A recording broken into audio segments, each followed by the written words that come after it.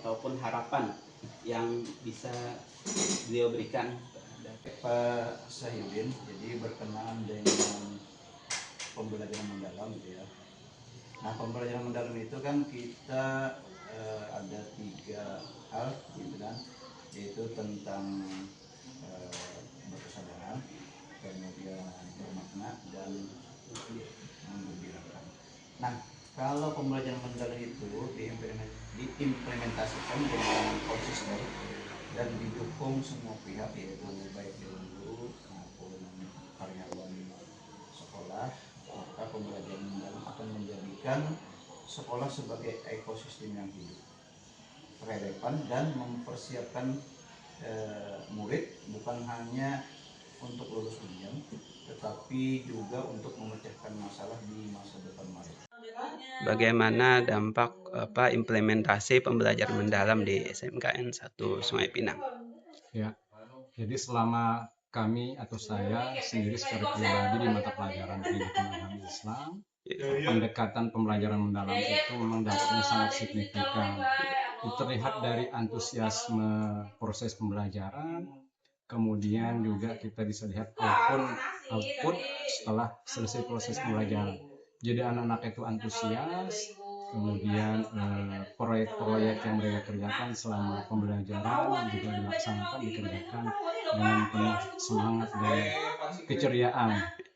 Kemudian juga yang paling tidak kalah pentingnya adalah eksplorasi konsep maupun materi cukup baik, bagus, dan terlihat juga dari keseharian mereka berimplikasi pada mata pelajaran yang lain.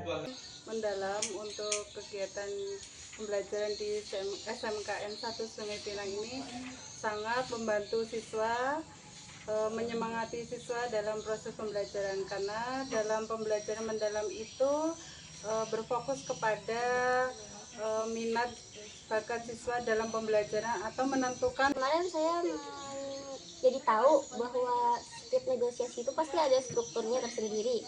Jadi sendiri saya tidak mengetahui kalau misalnya ditolak, tidak ada persetujuan, itu tuh tetap termasuk negosiasi atau bukan. Dan kemarin akhirnya saya tahu kalau tidak ada persetujuan berarti bukan negosiasi.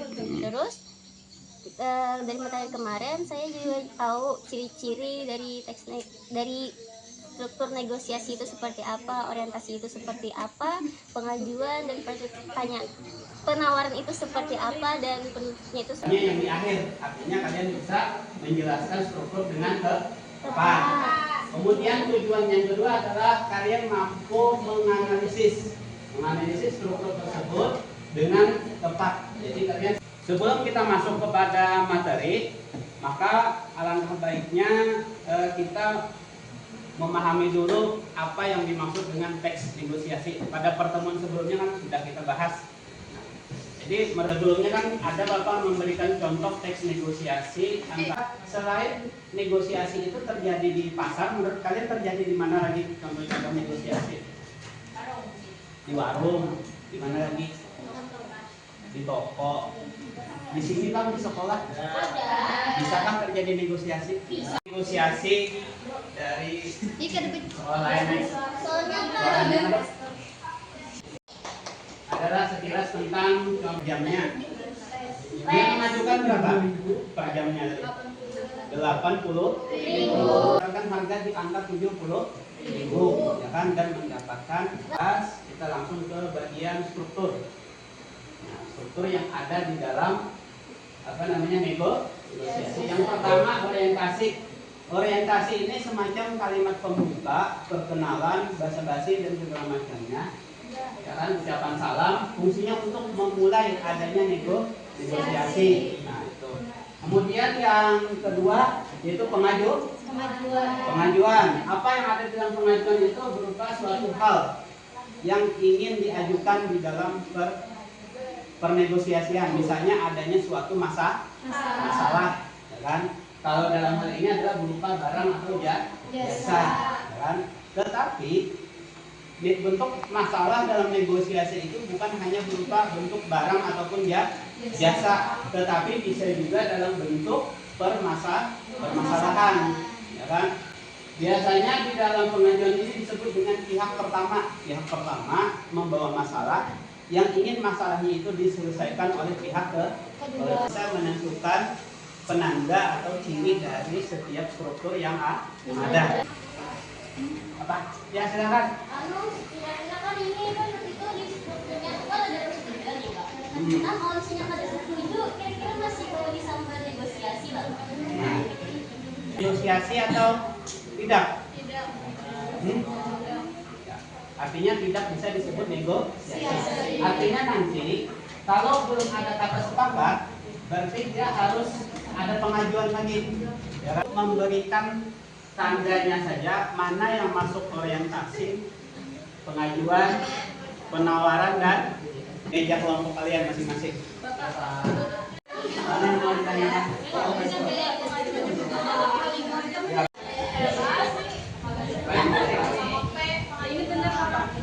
Ini kan? Ini ada sampai di bagian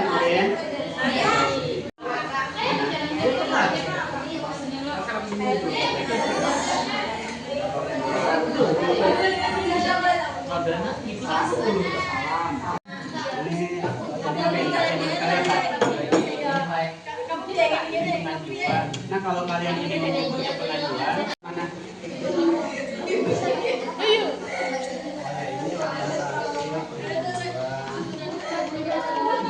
Menjelaskan kenapa kami menentukan struktur dari teks negosiasi ini.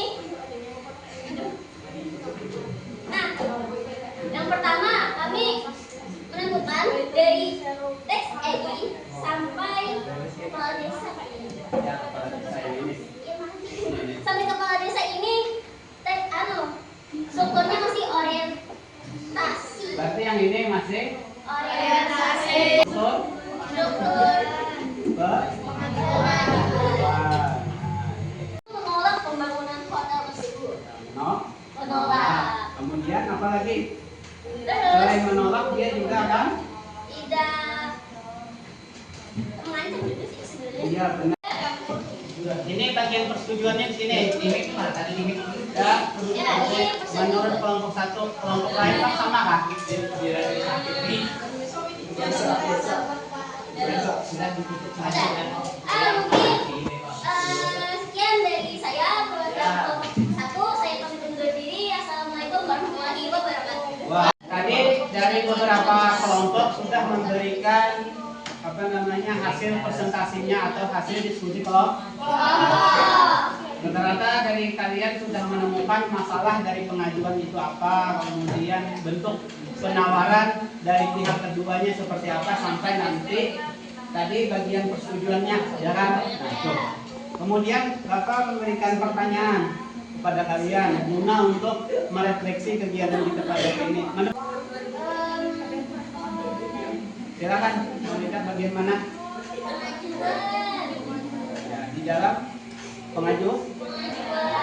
Nah, jadi tadi menurut Maulida yang hal tersulitnya adalah pada bagian pengajuan. Karena bagian pengajuan ini padahal penandanya sudah jelas. Bilanya ada masalah yang diajukan oleh pihak pertama, berarti itu ada suatu menjadi sebuah pengajuan. Ya. Pertama tadi tentang struktur. Kemudian bagaimana cara menganalisa struktur teks negosiasi. Ada berapa tadi jadinya strukturnya? Ada 4. Sebutkan apa? Orientasi, Dengan persetujuan. Ya.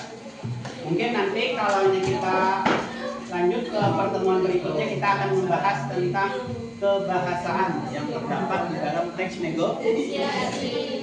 Sudah, kalau tidak ada yang mau ditanyakan lagi, maka pertemuan kita hari ini Bapak cukupkan sampai di sini. Terima kasih untuk partisipasi kalian di dalam pembelajaran Bapak. Ucapkan terima kasih yang sebesar-besarnya. Wassalamualaikum warahmatullahi wabarakatuh. Waalaikumsalam.